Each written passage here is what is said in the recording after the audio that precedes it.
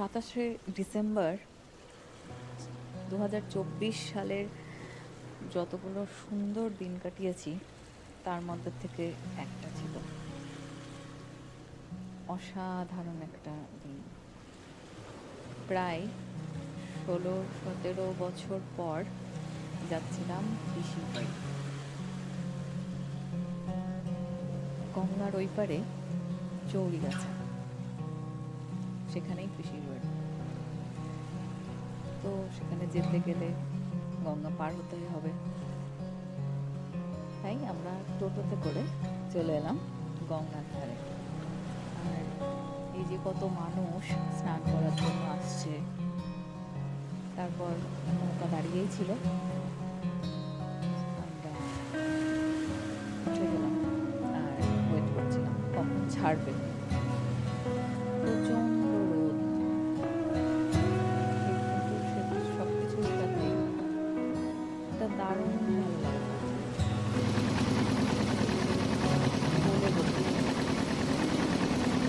নৌকা ছাড়তেই ছাতা খুলে এই যে চারিদিক দেখতে দেখতে এগোতে লাগলাম। গঙ্গার আগে সোজাসুজি এপারে আসা যেত, কিন্তু এখন মাঝে একটা বিরাট চর হয়ে গেছে, যার জন্য বেশ কিছুটা ঘুরে আসতে হয়, আর তাতে করে সময়ও একটু বেশি লাগে। তবে এসব কিছু সেদিন মাথায় ছিল না। যে ভালো লাগাটা ভেতরে কাজ করছিল তার কাছে এগুলো কিছুই না, বরং এই এক্সট্রা সময়টাও যেন উপভোগ করছিলাম। এটা হচ্ছে সেই চর। এই চরে এখন প্রচুর মানুষ পিকনিক করতে আসে শীতকালে। কি সুন্দর সবুজ হলুদ হয়ে আছে, তাই না? দেখতে দেখতে এপারে চলে এলাম। ওই যে সামনে দেখা যাচ্ছে ঘাট।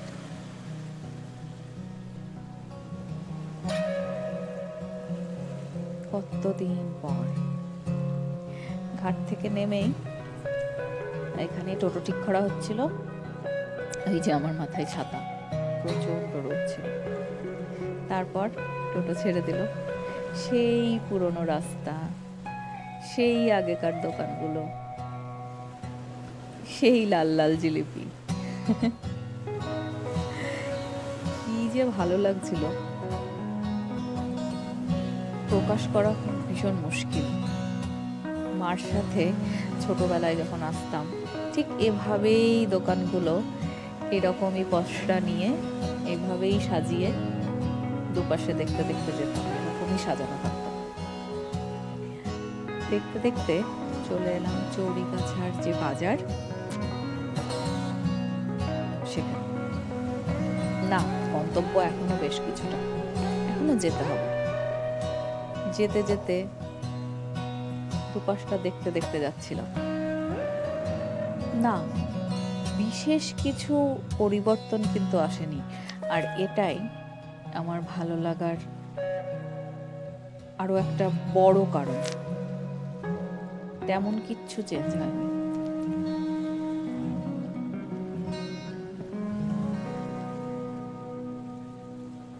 ভিডিওটা অনেকটা বড় হয়ে যাচ্ছে, কিন্তু আমি চাই না এই যে যা কিছু ক্যাপচার করেছি এগুলোকে নষ্ট করতে, তাই যতটা পেরেছি রাখার চেষ্টা করেছি। এটা থাকবে আমার মেমোরি লেনে। জানি না আবার কবে যাওয়া হবে। দেখতে দেখতে পিসির বাড়ির প্রায় কাছাকাছি এসে গেছি। এই যে এই মন্দিরটা, এই মন্দিরটার থেকে আর বেশি দূর নয়। তারপর আবার টোটো চলতে শুরু করলো। খুব কাছে এসে গেছি। রাস্তাটা দেখেই আমি মাকে বললাম যে, চিনতে পেরেছিলাম, মাকে বললাম এটাই সেই রাস্তা না, এসে গেছি না? মা বলল হ্যাঁ। অসাধারণ একটা অনুভূতি ছিল, অসাধারণ।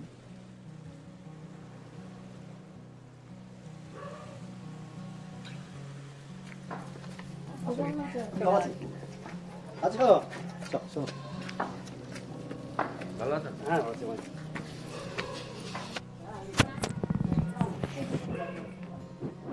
খবর? এটা হলো পিসির শাশুড়ি, এখনো বেশ শক্তপোক্ত আছেন। ভালো লাগলো ওনাকেও দেখে। আমাদের সাথে সাথে আরো বেশ কিছু গেস্ট পিসির বাড়ি এসেছিল। সবাই মিলে ওই যে বাইরে উঠানের মধ্যে গল্প হচ্ছিল, আর আমরা যাচ্ছিলাম একটু আশেপাশে ঘুরতে। এই মন্দিরটা বহু পুরনো। আগে যখন ছিল এতটা সুন্দর করে টাইলস দিয়ে এরকম ভাবে সাজানো ছিল না, কিন্তু কাঠামোটা প্রায় এরকমই ছিল। আর এই যে পিসির বাড়ির একদম কাছে হচ্ছে গঙ্গা, একটুখানি। আর এই জায়গাটা ঠিক ছোটবেলায় যেমন দেখেছিলাম এখনো তেমনই আছে। ওই যে মন্দিরটা আর এই গাছটা একইভাবে, একই রকম। আলাদাই একটা ভালো লাগা কাজ করছিল সে সময়। মন্দিরের ওপরে একটা বিরাট গাছও হয়ে গেছে।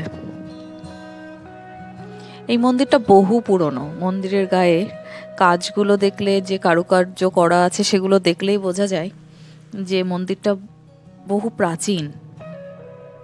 এখনো পুজো হয়, আর শীতের জন্য মহাদেবকে ঢেকে রাখা হয়েছে এভাবে।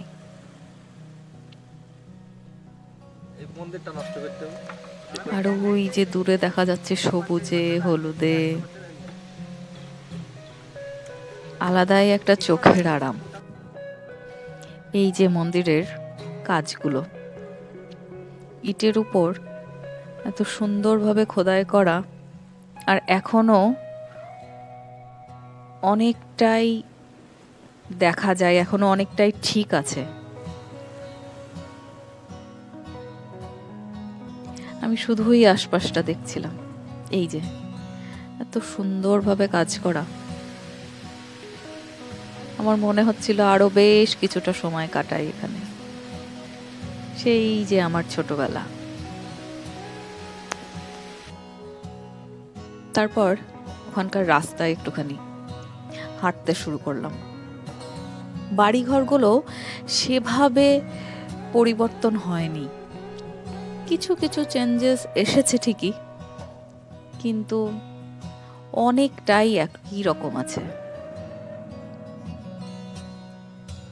আর এই জিনিসটাই আমাকে বারবার মুগ্ধ করছিল। পুরনো জিনিসের প্রতি আলাদাই আমার একটা টান কাজ করে। এইখানে এটা বাজার, এখানটাতেও বিশেষ কিছু পরিবর্তন লক্ষ্য করলাম না। আরো একটা ভালো লাগার জায়গা। সবকিছু পাল্টে যখন নতুন নতুন বিল্ডিং উঠে যায়, জানি না কেন আমার ভীষণ খারাপ লাগে। আর এটা হচ্ছে গোপীনাথ মন্দির। প্রথমে ভাবছিলাম বোধহয় মন্দিরে তালা মারা, কিন্তু না, খোলাই ছিল। ভেতরে গিয়ে ঘুরলাম, আবারও সেই ছোটবেলা মনে পড়ে গেল। একই রকম।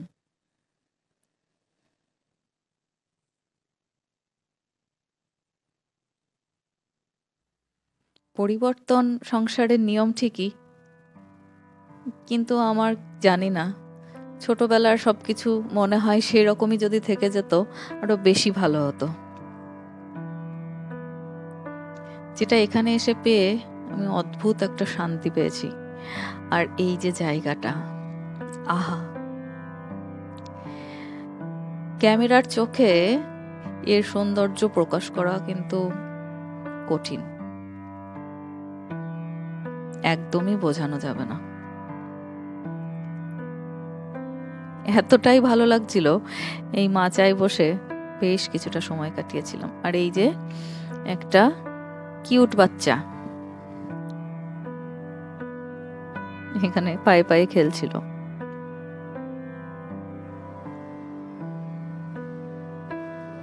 এই জায়গাটা অদ্ভুত একটা সৌন্দর্য রয়েছে, এটাও বহু পুরনো, চারপাশটা দেখলেই বেশ বোঝা যায়। তারপর এক রাশ ভালো লাগা নিয়ে হাঁটতে হাঁটতে আবার বাড়িতে এলাম। কিছুটা সময় ওখানে কাটিয়ে গল্প গুজব করে দারুণ কেটেছিল। আমার পক্ষে ভাষায় প্রকাশ করা বেশ কঠিন। তারপর গেলাম পিসির ওপরের ঘরে, এটা ঠাকুর ঘর, আর এই জানলা দিয়ে সেই পুরনো দৃশ্য, সেই পুরনো পাড়া, একই রকম। তারপর ছাদ থেকে গঙ্গা দেখা যায়, ওই যে দূরে, ওটাই গঙ্গা। হয়তো এখানে বোঝা যাচ্ছে না, তবে ওই যে মন্দিরটা দেখা যাচ্ছে আর তার একটু পরেই গঙ্গা, একদম বাড়ির কাছে। পুরো পাড়ায় এমন কিছু পরিবর্তন আসেনি, শুধু বাড়িগুলোর তলা একটা করে দুটো করে বেড়েছে, একতলা দোতলা হয়েছে, দোতলাটা তিনতলা হয়েছে। তাছাড়া প্রায় এক আছে। মা আর পিসাই এখানে গল্প করছে, আর আমি চারপাশটা দেখতে ব্যস্ত। তারপর ফেরার পালা। কিছু বললি না, কিন্তু থাকতে বললি না, ওই দাদা পালাচ্ছে। হ্যাঁ, ছাদে গিয়ে বলছে টাটা।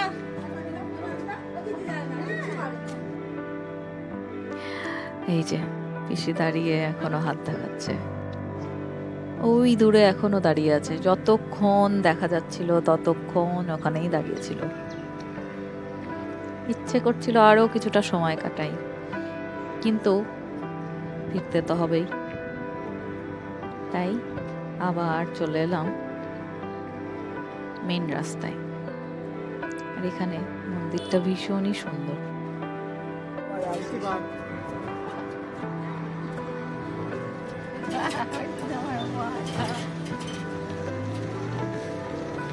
আবার বাড়ির পথে টোটোয় করে গঙ্গার ধারে, ওই যে নৌকা দাঁড়িয়ে, আর কিছুক্ষণ হলে ছেড়েই দিত। আমাদের দেখে কিছুটা টাইম ওয়েট করেছে, চলতে শুরু করলাম। পড়ন্ত সূর্যের আলো গঙ্গার জলে পড়ে অসাধারণ লাগছিল দেখতে। সত্যি প্রকৃতি কতই না সুন্দর। দেখতে দেখতে সেখানে চলে এলাম যেখান থেকে শুরু করেছিলাম, মানে গঙ্গার এপারে।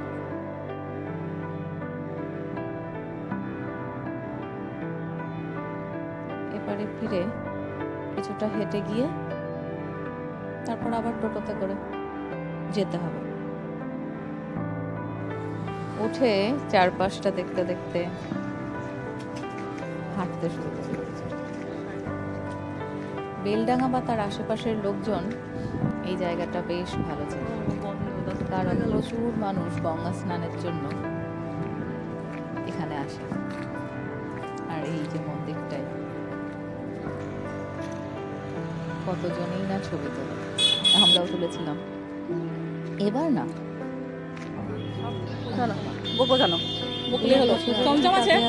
আমরা আসি একবার করে দুর্গাপুজোর আগে আমরা একটু, তারপর অনেকটা ভালো লাগা নিয়ে বাড়ি ফিরলাম।